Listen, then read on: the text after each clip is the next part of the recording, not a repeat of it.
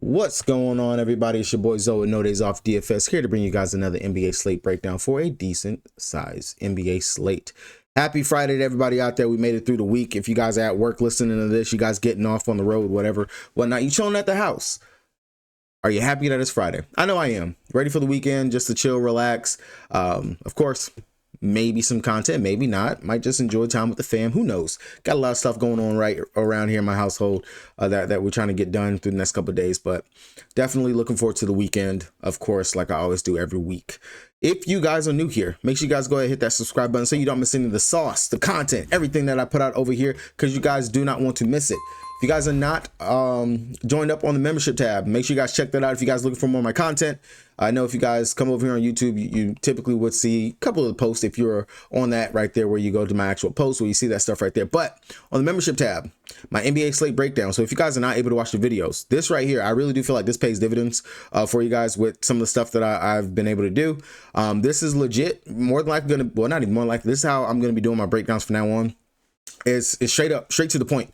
I really did like how I came together with it, played with it a little bit, had the wife, you know, shout out to the wifey, read over and everything, make sure that it made sense to her, who she doesn't play NBA DFS. She doesn't do that. Maybe she might decide that she's going to play a prop or two here and there just for shits and giggles, but she understood it. She even was able to throw together a mock line just to play around from reading off of what I gave her right here with that. So definitely check that out. All my guys over there on the Patreon, you guys get this. You guys have access to this. You see this.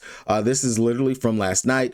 Some pretty good call outs. Definitely that Tari Eason, didn't expect for him to start, but he got the start, and pretty much just summarize straight up meat and potatoes. And then of course you got the final thoughts down here, your players that were going to be chalky, your own low own leverages, plays that you could have went up and swapped around to, then the value plays down here for you, and then of course some GPP darts and everything right there. Really like how that came out for you guys. Going to continue to do that. So on the weekends, when I don't post my videos, you definitely can get this breakdown right here if you guys think it's going to help you out. And then, of course, the core plays, Luke Kennard went off. Miles Turner, he had a pretty decent floor game. France could have gave us a lot more. And then Nembhard, once they ruled out Tyrese Halliburton, you kind of knew that you were going to have multiple Indiana Pacers from that game right there. You could have ran a stack with Nembhard, Neesmith, Miles Turner, and then ran it back with Trae Young, of course, high total in that game. So you wouldn't have been wrong or bad for taking that right there at all whatsoever.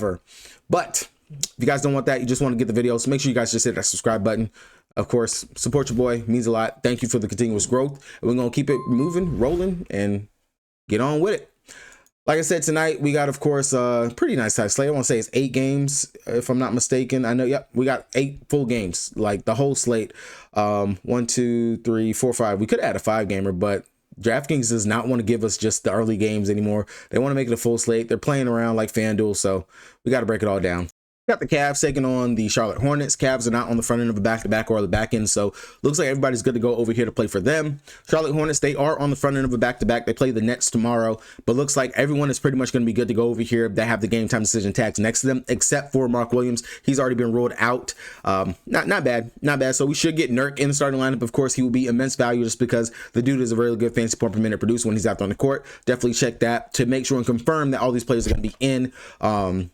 Up to lock. Memphis taking on Dallas. I honestly, I still feel bad for Dallas, man. Just that injury report just looks nasty. Looking at that right there. Memphis, it could be worse, but at least it's getting a little bit better. They might got Santi Aldama back here today and John Contra. Definitely pay attention to that. Santi, he's been dealing with a calf injury, so if he's going to be held out again, we might see Williams. I think he was the one that got to start last time, but either way, Brandon Clark, dude's been playing pretty well in regards to his uptick of minutes that he's seeing, and he's a good fantasy point per minute producer himself as well. So definitely check that Memphis lineup. It's going to be the 7:30 start time, so we might have that news before lock, so you can plan accordingly and adjust. Might not. There's still some pretty good value on today's slate. On the Dallas flip side of things, just the injury report, man. Washington, Prosper, Lively, Kai Jones, Hardy, Gafford, Anthony Davis. Good news, they might have Dante Exum back or Caleb Martin. One of these two guys might be back. Either way, Dallas is still shorthanded. They might, I think they have like 8 players right now. We're going to check that for sure when we go over there to Dallas. They might have 8, possibly could have 9 if someone is back tonight, or 10, who knows.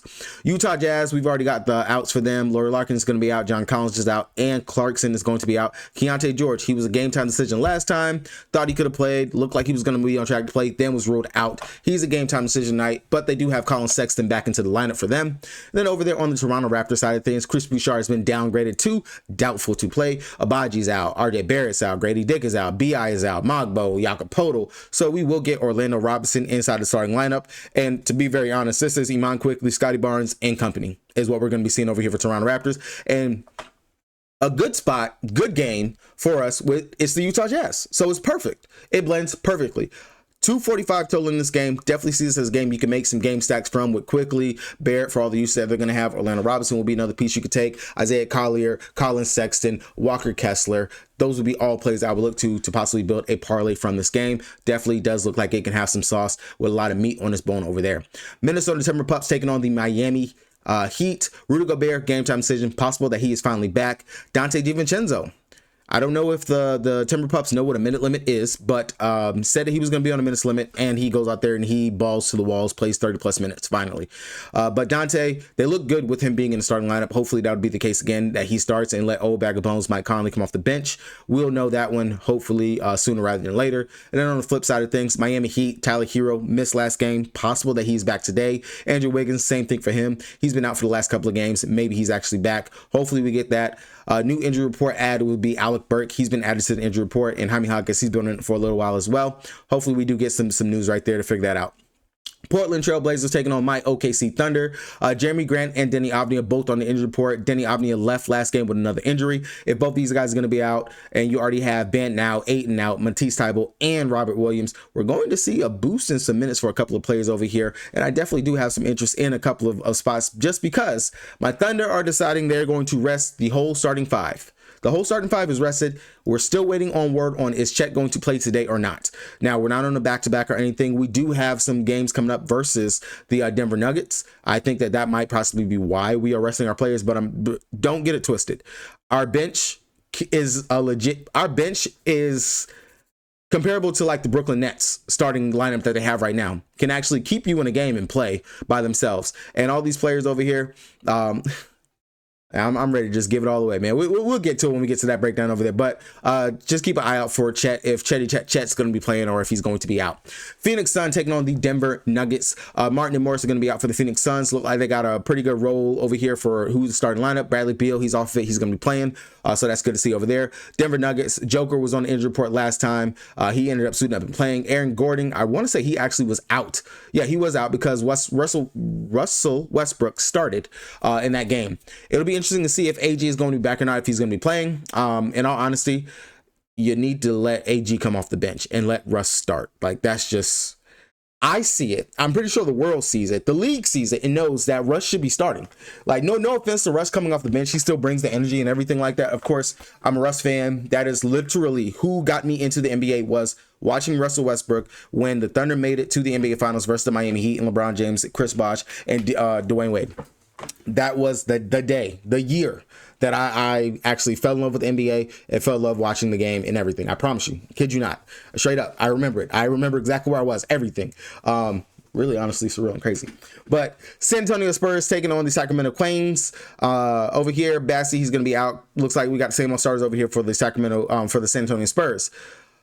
Big thing, of course, which we'll touch on it. De'Aaron Fox going up against his old team. He asked for the trade out. You got to know he probably going to come up in here with some fire. And also on the flip side, these boys over here might be like, yo, you ditched us, left us over here on the Kings. Kings is going to be without Malik Monk and Sabonis. Other than that, Keon Ellis, he should slide into the starting lineup for Malik Monk. Jonas Valanciunas, great fantasy point per minute producer. Dude could be starting on some other teams, but he just got that foul trouble, man. That foul trouble. But two actual bigs that can play in the paint, going up against each other. This should be a good spot for J Val going up against Bismack, Old Bones, Biyombo as well. And then New York Knickerbockers on the back end of a back-to-back, taking on the Los Angeles Clippers, making their LA trip out here. Looks like we're going to be without Jalen Brunson. I honestly don't know what happened in that game, because I really thought the Knicks were going to finally hand the Fakers an L. But now I still have to see on my timeline all the Faker fans just out there just saying that this is our year, we're doing it. Just y'all talk so much crap. Look at the defense, the metrics. Pipe down, pipe down. Yes, you're number 2 in the West, but I still ain't got no respect for y'all yet. I don't, and I'm gonna be real honest. I'm sorry. I gotta see it to believe it. Of course, you gotta play my thunder for me to believe, for me to truly believe it. That's just me. We might get Miles McBride at the starting spot. Who knows? They might start Cameron Payne. They have played around with that throughout the season. Whenever Brunson has missed time, Towns, he's back. Didn't look too hot last night. Mikal Bridges, I really don't understand that. Straight up needed Mikal to go out there and get 6 more points for me to cash a little double up that I had for that game, and he whiffed it. Honestly, just killed me. 6 shots, still just crazy to me. Everyone else in the starting line, I had double-digit shot attempts, but Mikal Bridges just, and the game with the OT. Los Angeles Clippers on their side, no news to report. Ben Simmons is going to be out. Powell's going to be out. We'll see the same stars we've been seeing over here. Bogdanovich, Chris Dunn, Kawhi, Zubac, and James Harden. Head on over to DraftKings, the site I played the most on. The site, if you guys don't have an account and you want one, check the link down in the description box below so you guys get that deposit match bonus and join your boy over here on the King. First game of the slate, we got the Cleveland Cavaliers taking on the Charlotte Hornets. You guys already know what it is over here for me on the Cavs. You think the game might be a blowout? Don't try to predict the blowout. Don't do that. But play the players that are in really great spots that could possibly make this game a blowout, which would be all the starters. The high usage ones that we're going to focus on will be Donovan Mitchell, Evan Mobley, Darius Garland, Jared Allen. All these guys have some tremendous upside. And then off the bench, of course, DeAndre Hunter sitting at the 5.7 price tag. That's actually not bad. Looks much better playing off the bench than he does as a starter. Can go out there, give us some pretty good numbers, especially he's right there at what I like for a player in the price range. Price is a little bit like, I would like it to come down a little bit, but for the upside in the minutes safety blanket that you can take, DeAndre Hunter at 5.7, that's pretty good. He's playing over 20 minutes a game. You can go there. You think the game is going to be a bust, blowout. If you want to mess with Ty Jerome, hope that he's going to get himself up to like a 25, 30 minutes right here. You definitely can mess with that. Could be a shootout between him and Melo. Who knows? Those right there will be the only 2 I really will focus to off the bench. Jared Allen at 6,100 going up against Nurk. We know Nurk can be handsy, get himself into foul trouble. Allen should be able to go out here and dominate just like he did earlier this season. Playing up against him, he's had no less than 30 fantasy points in all 3 games versus the Charlotte Hornets this year, with 240 fantasy point outings versus them. Evan Mobley, of course, you guys already know, one of my favorite plays over here on the Cavs is continuously going to Evan Mobley. He has dropped 67 fantasy points in 1 out of the 2 games, and that one game that he did this season versus them was on the Charlotte Hornets floor, so maybe he likes playing in Charlotte. But 67 fantasy points, that's really great for him over there. If you want to mess with the guards over here, Darius Garland, he's there. You can go there if you want to, but I'm just not necessarily looking towards Garland. 7.3, I mean, I'll pay up a little bit more to get Bradley Beal, for me to get Jamal Murray. They're in much better spots than me. And then Donovan Mitchell at 8.6. I really have no interest in getting up there to that price. It would have to be the bigs over there for me, or some pieces over there from the bench if I was to mess with anything over there on the Cleveland Cavaliers. For the Charlotte Hornets, like I said, we know that Nurk is going to start. I'm very sure Nurk, well, long as he's in, Nurk is going to be one of those chalky plays. We've seen when he's starting, he's gotten big minutes, 27 minutes, 34 fantasy points right there. And that was while he was on the Charlotte Hornets. Now, I'm not too sure if Melo played in that game. I'd have to go back and do a little bit more digging. But again, he's a really good fantasy point per minute producer when he's out there on the court. I know he can score pretty good. He will jack up some crazy wild behind threes, but still, the upside is definitely there for him. I don't mind it. Going up against the Cavs this season, he has not played versus them at all, so this will be an interesting spot. He is the big, and then outside of him, you are going to have to give some minutes to Diabite, but I really wouldn't mess with anything off the bench.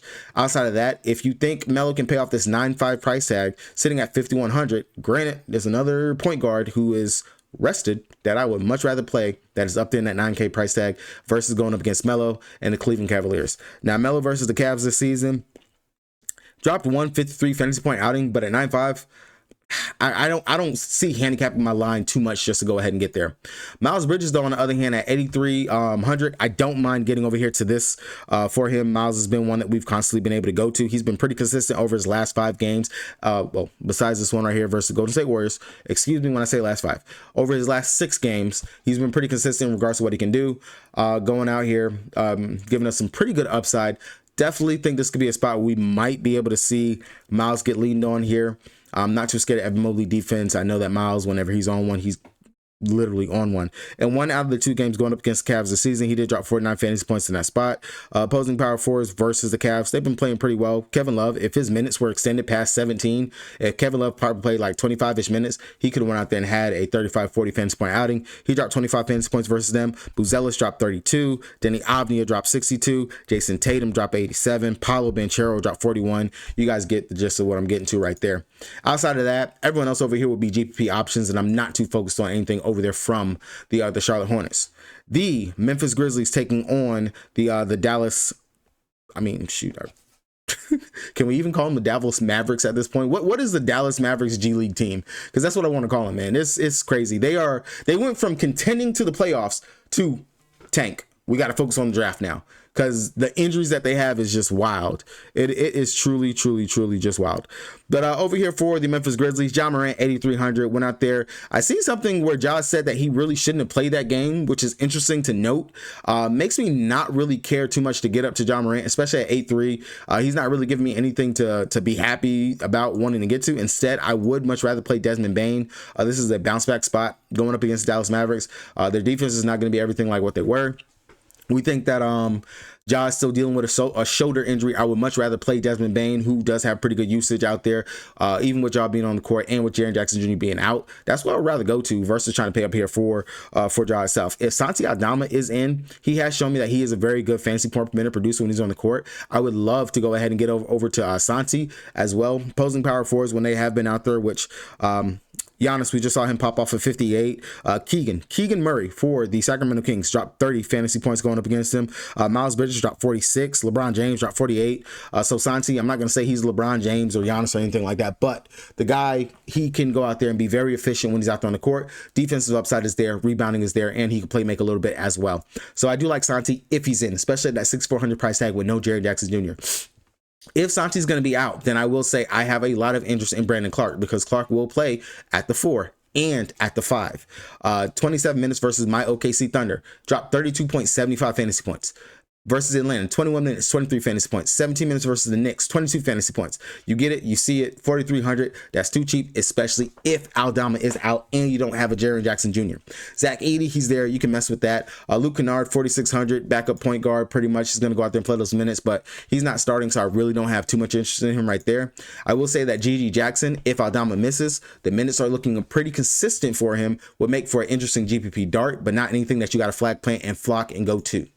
Over on the Dallas Mavericks side, let's see actually who they have over here. So Martin and Exum are questionable. They have Powell, they have Williams, they have Edwards.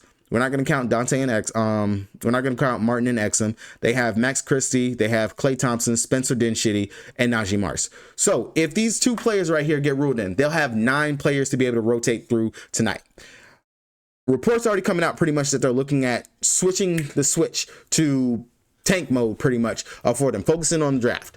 You got to get a good pick. You pretty much trade away your future and just getting rid of Luke and everything that you got going on out there. Now, with the 9 players that they have, Dallas still can technically be chalky, because we're going to have somebody play.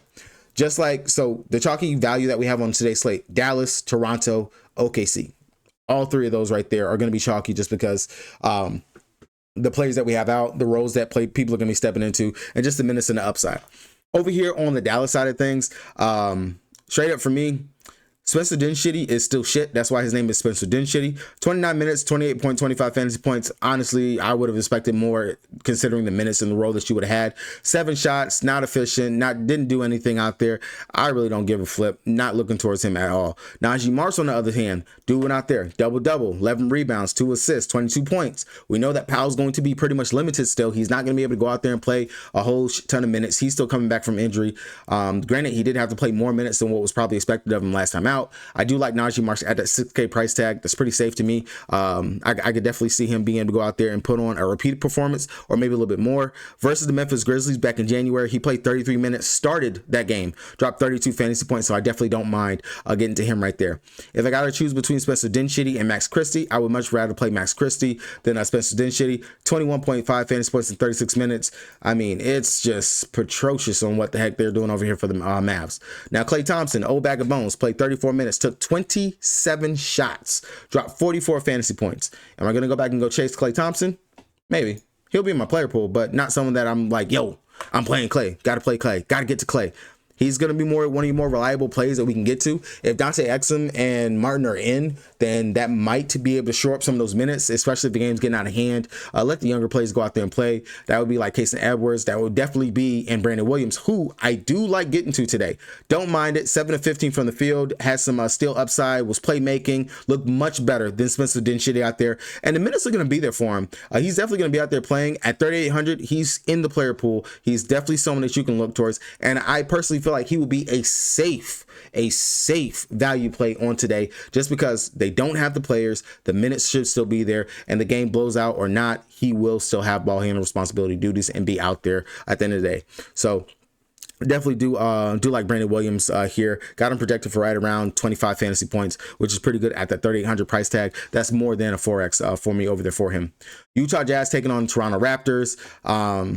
Depending on who's actually going to start over here for them, that'll be interesting, because if Colin Sexton is going to start, or are they going to let Keontae George is going to go back to get the start? Who's going to actually come off the bench over here? That'll be something interesting to know, or if Keontae George is going to actually be out. Either way, Isaiah Collier, 6,600. You're only going to have to contend with whoever's going to be coming off the bench if Keon is going to be in. Finally got to see him get an explosion for scoring, 37.5 fantasy points. Matchup going up against the Toronto Raptors. It's not bad. He can still go out here and put up a decent number. Opposing point guards, last couple, Cole Anthony and Corey Joseph. I'm not considering them as like pristine point guards. But before that, Giddey, Halliburton, Derek White, Devin Booker, Tyler Hero, all these guys have had 40 plus fantasy points going out here versus them. Now, if Collier can stay in his back like what he was going up against the Washington Wizards, this could be another spot where he can go out here and have a good game. We just got to see that offensive aggression from him that we finally got to see. Down here, though, if Keontae George is in 6,400, that's like it's okay. I'm not going to flock and have to get to it. Cal Filipowski, unfortunately, he's not going to start, so I'm not going to really go there. He's going to be playing off the bench, maybe play those 20 or 25-ish minutes. If you want to take it as your value center play when you have Nurk on the slate, then be my guest. That would be head-scratching, but okay. Instead, I would much rather play Walker Kessler at 6,600 price tag. Hopefully, he will go out there and play 30-plus minutes. He's been pretty good at the center spot. Honestly, whoever they start at center has actually been pretty good over here for Utah. So I do like Walker Kessler here. I think he's going to be in a pretty decent spot versus Toronto going up against Orlando Robinson. Should be a good day for him as well. Colin Sexton at 6K. I don't really want to play him since he's come back from his injury. His minutes really have not been there, as you can see, over his last 3 games. So I'm not too interested, especially at that 6K price tag. Bryce Sensabaugh, 5,200, playing off the bench. I'm not going to go there. Johnny Zhang, maybe if he's starting, you can consider it, but not someone that you have to flock to. I know he went off last game, had an amazing day out there versus the Washington Wizards, 42.75 fantasy points, but don't chase. Don't do that to yourself. Other than that, it's not too pretty over there for Utah. On Toronto side of things, Scotty Barnes, 7,900. I can see myself playing three Raptors today. Scotty Barnes is definitely high up there on the list. I mean, triple-double upside if he actually just gets in his playmaking bag. We know he's going to rebound. He should have all the shots that he wants to take. It's the Jazz, man. This is definitely a spot where we just saw the young guys over there for Washington be able to go out here and have a good game. Someone with the skill set and the upside that Scotty Barnes has, this should be a no-brainer right here, especially at that price tag. That's crazy. He was just up in close to 9K range a couple weeks ago. So just take that into consideration. Outside of him, of course, Iman Quickly, I already talked about it. It's literally Scotty Quickly and the Raptors. Like, that's what we have over here. I don't really have to beat a dead horse on both these guys. We already know we can attack Utah with opposing point guards quickly. If the shot is falling, the playmaking duties, they're going to be there. And if he can get a couple of steals, that'll also really help his price. At 6 tisk, that's the price. That's the play that you want to play. Honestly, when you got to choose between Collier and him, I would rather play Quickly over Collier because I know Quick will actually score. We just got to hope that the assists and everything else comes along. Outside of that, with Dick being out, Walters, he's going to get the start once again. Put up 23.75 fantasy points in 28 minutes last game versus Orlando. Orlando, we can consider them a little bit of a stingy defense, but if you don't, it's okay. Going out here, if he's going to play another 28, 30 minutes, this should be another pristine spot. We just seen Chris Middleton in 26 minutes drop 36 fantasy points versus them. Tim Hardaway Jr., 31 minutes, drop 30 fantasy points. Jacoby Walter, please take some shots and make them.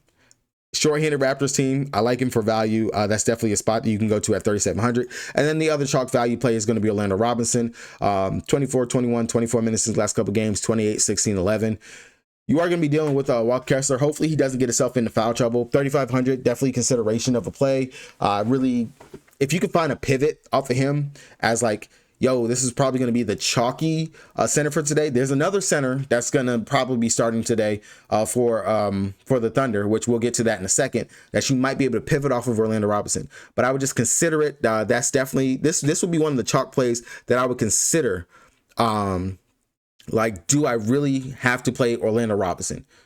Am I going to want to play Orlando Robinson, or is there someone else that I can get off the chalk of him, still play a chalky Walters, don't play Orlando, and go somewhere else? That's something that you got to think of and that you can consider right there. I will say opposing centers, they have cooked versus the Utah Jazz, no matter who's out there at starter. We just saw Sarr drop 39 fantasy points in 30 minutes. Jalen Duren dropped 46 and 30. Center spot is one of those weak spots over there for Utah. So that is what it is over there.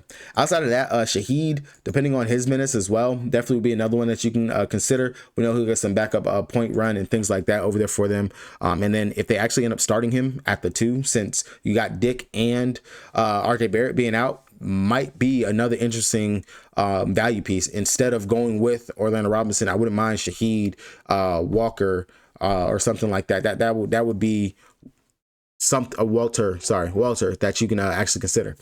Minnesota Timberpups taking on the Miami Heat over here. Got to know if Rudy Gobert is going to be in. If Rudy's going to be out, I still do like Julius Randle at that 7K price tag. I mean, honestly, with Rudy even being in, I wouldn't mind it. He's been playing very well over his last 3 games since he's come back. 34, 30, 36 minutes, 52, 33, 32 fantasy points. Matchup going up against Miami. We've seen that Miami doesn't mind playing fast. They were playing fast going up there versus the Cavs. Interesting spot. I could definitely mess with that 7K for Julius Randle. I'll continue to say it. Naz Reid is out there, but I got Naz Reid right there and Julius Randle for 7K. I will take that. His high usage, everything is there. If they start Dante at 5,800, then you guys know for a fact I like Dante. Wouldn't mind going to him at that 5,800 price tag. That's just value waiting, screaming right there at us. Hopefully he can go out there and give us a good defensive game, along with just the offensive bag being there. That'd be great at that 5,800 price tag. That'll get you off of your Quickly, your Collier, and your things like that on today's slate. Spencer Dinwiddie, stuff like that coming out here, playing a Dante DiVincenzo instead. Outside of that, McDaniels, I mean, I'd rather just go ahead and pay up for Julius Randle. I understand he's been very consistent, very, very consistent over his last several games. 54, 35, 34, 45, 31. I just wonder how long that consistency can actually stay, especially as the Minnesota Timberpups get back to full health and strength. So wouldn't write it off. Would probably be lower owned just because that price is too close to what you can get Julius Randle. If you want to make a pivot and go to McDaniels instead of Randall, that's definitely something you can consider. You can mess with that. And 9,400, he's just a bit too much for me. I don't see myself getting there. Matchup going up against Miami, yeah, you can mess with that. I know he's played decent versus Miami throughout his career. Early this season, he dropped 40 fantasy points versus them in 37 minutes, but I want more from him, especially at that 9.3 price tag. That's not enough to me to get up there and want to play him. On the Miami Heat side of things, Bam, if Hero's out, he's going to have all the usage and everything. The price bump is definitely warranted. 62 and 51 fantasy points in his last 2 games. He's going to have to do it all. Double upside, of course. All the shots that he's going to have to go out there and take because he's not getting no help from Terry. Throw some games, Rozier. Just pitiful. I don't even understand why Terry's still in the league. Like, just horrible. But if they get their players back today, I might not have too much interest in the Miami Heat. Honestly, I probably won't have any interest in the Miami Heat if Hero, Wiggins, and Jaime Hawkins are back. Ben would be way too much to me if Hero and Wiggins do play. That's not worth playing right there. If they're going to be out, then yes, you're going to have to consider Bam. But not anything that moves the needle. Honestly, Miami's one of those teams I would scratch off my list. That's personally just me. Portland taking on the OKC Thunder.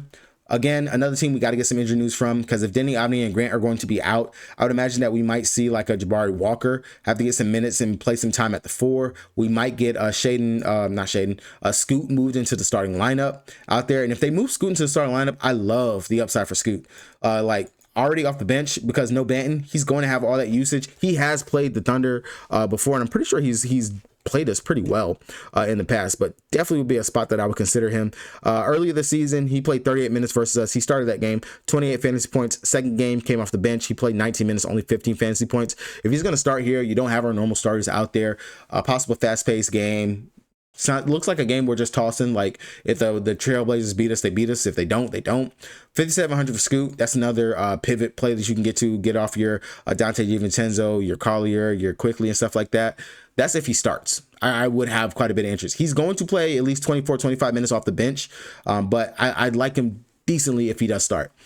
If Jabari Walker gets to start, definitely can mess with that. 4,200, a pretty good player. Whenever he does get the minutes, he can put up some really great fantasy point numbers. So definitely be someone I would consider. But we do got to get that news on Danny Avdia and Grant.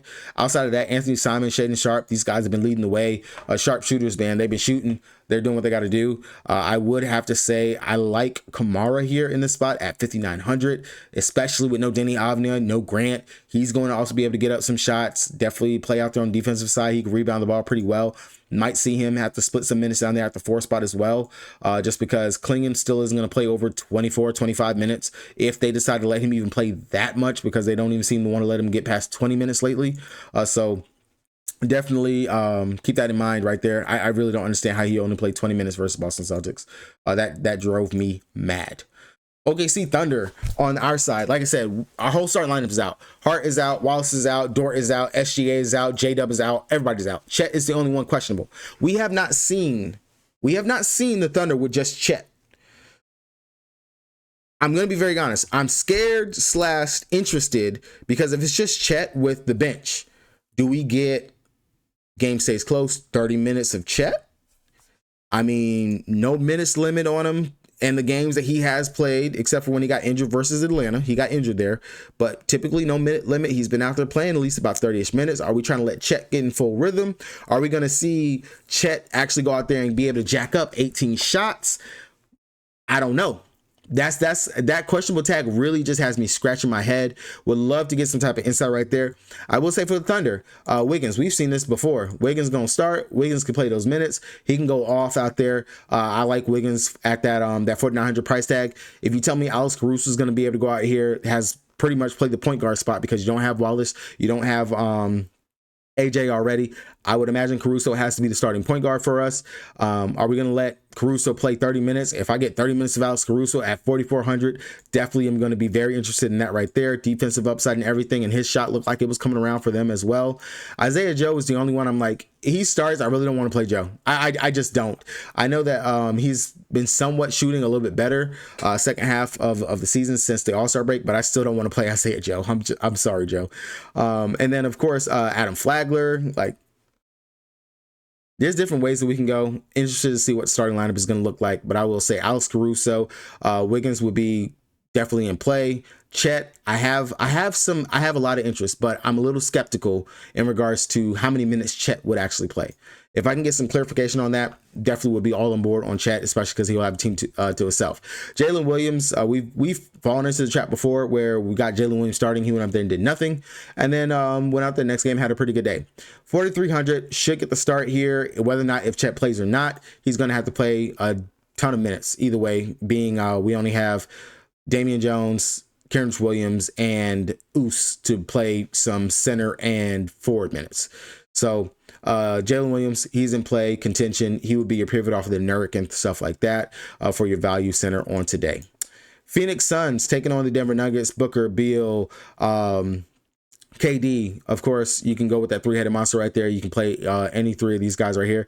I say D-Book, point guards going up against the Nuggets. It's been a thing. Don't mind going to Devin Booker right here. 88, that's pretty good sandwich between these two.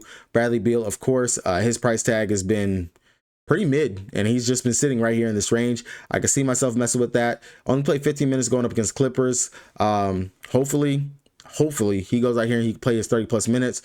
Before, he was missing some time due to either his back or whatever he had going on. He was putting up some really great numbers, 42, 37, 55 versus the Denver Nuggets team that really plays very little defense. I can definitely see a world where we can get to a good 600-700 Bradley Beal and he'd be able to pop off possible double-double upside with the fact that he does play make and get those assists and runs the point guard spot whenever Book does go to the bench. So I do like that right there. Bowl, I will say 5,500 and not really giving me anything. Minutes are I wouldn't mess with Bowl right here, especially going up against the Joker. Now, granted, this was a team that he did play for before. They had him over there, and then they let him go because they were just tired of him. So maybe do we get some revenge underneath the belt for Bowl right here? Is he going to want to go out here and just put belt to ass versus Denver Nuggets? He did it once already this season. 33 minutes versus them earlier this season. He dropped 40 fantasy points in that game, and that was off the bench. If he decides he wants to come out here and put belt to ass today, again, I mean, hey, 55, I can take a stab at that. I already got one player that's on my radar for a revenge narrative on today. I could definitely see a revenge lineup with Bobo and, of course, De'Aaron Fox coming up later on. Outside of that, no one else over here really is going to be any interest. Nick Rich, yeah, opposing centers do cook going up against the Denver Nuggets, but Richardson, I'm not going to go there for him. Denver Nuggets, the Joker's the Joker. Don't got to talk about it. If Joker misses, of course, we're going to play Jamal Murray, Russell Westbrook, Christian Braun. Those would be the plays that we go to. If the Joker's in, still, you can play Jamal Murray, who has been playing very well over his last several games. 44, 45, 48, 33. We're going to know that 28.75. That's okay. That's okay. He did all right there. Either way, Jamal Murray, love the upside for him here in this spot. Playing very well over his last several games. Just 3 straight 40-plus fantasy point outings. You really kind of can't beat that right there. Versus the Phoenix Suns in the second game that they played versus them, he dropped 49 fantasy points against them. So I definitely see myself wanting to get there and could possibly go there to Jamal Murray. Outside of that, Russell Westbrook, 5,900. I will say, you can take a stab at it, and I would only take a stab at him if Aaron Gordon misses. If Aaron Gordon is possibly moved to the bench, I would look towards Russ. If not, I'm not going to have any interest at 5,900. I would rather just come up to Braun, who I know is going to play as many minutes as the kid can handle. And again, stat sheet stuffer, he does it all. Love his upside. Definitely would rather go to Braun over Russ if AG is in. Outside of that, Michael Porter Jr. might be the lowest owned Denver Nugget play over there. Not too much interest in him at all whatsoever. Sacramento Quangs going up against the San Antonio Spurs. De'Aaron Fox, revenge. That's all we got to say about that. Fox has not really performed too well over his last couple games, but if this is like yo, I'm about to pop off today, I can see that. Steven Castle, he's been popping off over his last couple games as well. 34, 46, 40, 44. And the minutes have been there for him as well. Young team, we know the direction that they're actually trying to go in. Of course, develop the youth. Know what you guys are going to be getting. Chris Paul, I don't see him being on this team. Long term, of course, your backcourt should be Fox and Castle with either Vassell or Keldon Johnson at that 3 spot. Sochan, if they decide that's who they want to put at the 4, and then of course Wemby at the 5. Like you have the San Antonio Spurs have their young core, and it's great to actually see it. But Castle definitely a play at that 1,600 price tag. Has been very consistent in the matchup versus the Quangs. It should be a good one for him as well. Vassell, I know that he popped off 72.75 fantasy points. I think we forget that this dude used to have all this usage last year when he was running the point and doing stuff over there for them as well. But Vassell, if you want to chase that, you can. I understand he does have a floor of right around 30 fantasy points that you can expect. But definitely he could be in play today. Not looking towards Sochan, not looking towards Chris Paul, Bismack Biyombo. I think it's going to be who can foul the least is what's going to be the question going up against Jonas. But opposing centers, I mean, we did just see the Joker drop 49, but that's the Joker. Şengün did drop 50. His minutes are just not like starting center, like, yeah, I gotta play him type minutes. It doesn't scream like yes to me. I can't. Sacramento Queen side of things, Zach LaVine, of course, you can mess with Zach. DeMar DeRozan, 7,500. We know that he's been getting some ball handling responsibilities and duties and stuff in stat sheets himself as well, especially without Malik Monk. We can definitely go there, mess with that. But I will say the value over here to me is in, of course, Jonas Valanciunas, Keon Ellis. Both those guys right there will be the ones I want to get to. Keegan Murray got into foul trouble last game versus the Nuggets. 5 fouls out there, really didn't do anything much, but he was cooking pretty good before that right there. Would be like a dart throw stab that you can take, not anything that you have to get to and want to play on today's slate. Really, it's Jonas and Keon Ellis over here from them, with, of course, pivots in the mid-tier options and Zach LaVine and DeMar DeRozan for them. New York Knickerbockers taking on the Los Angeles Clippers. Karl-Anthony Towns 9-9. Yes, you can look there. Josh Hart 8-1. Of course, we can look towards Josh Hart because we don't have Brunson. He is doubtful to play. With no Jalen Brunson being out there, we know that there's going to be some more usage, some scoring, all that stuff to go around over here for the New York Knicks. I know we're not going to get who's going to start, but I imagine it's going to be Miles McBride. 4,200 Miles McBride. We know if Miles' shot is on, Miles can go out there and cook. He does also have very good defensive upside because he can steal the ball very well. Pretty good on defense, but it's really going to be, is he knocking down those 3-point shots? That's what we're going to need for him to be able to pay it off.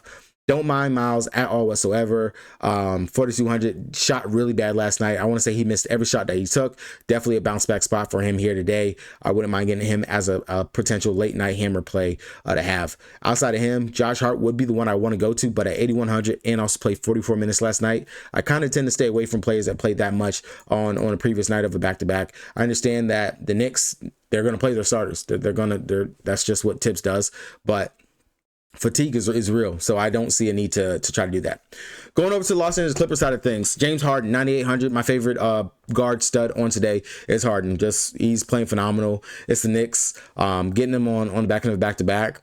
Harden should be able to go out here and cook. Double upside, the playmaking, the assists, being able to feed Big Zoo down there. Kawhi Leonard, he's back. He's officially just playing.